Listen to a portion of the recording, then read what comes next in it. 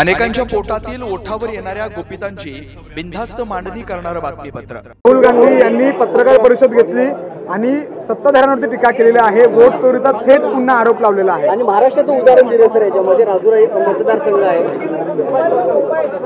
राहुल गांधींनी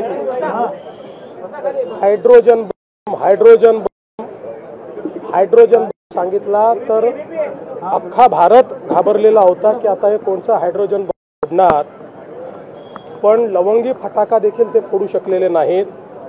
उसका बार हा त्यांनी लावलेला आहे।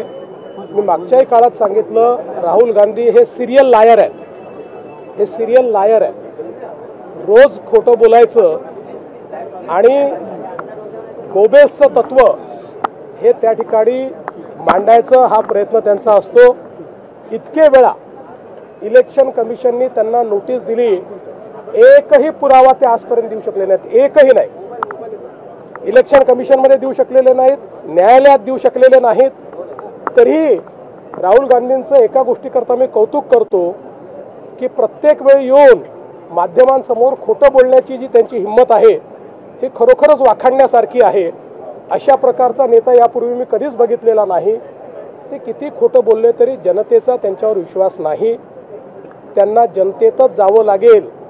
जनतेत जातील तर निवडणुकांचे निकाल त्यांच्या बाजूने कदाचित कधीतरी येतील। पण अशाच प्रकारे खोटं बोलत राहिले आणि आपल्या मनाचं कार्यकर्त्यांचं समाधान करत राहिले तर कधीच या ठिकाणी त्यांच्या बाजूने निकाल येऊ शकत नाही। बेधडक निर्भीड बिनधास्त मांडणी करणारा खबऱ्या लाईव्ह।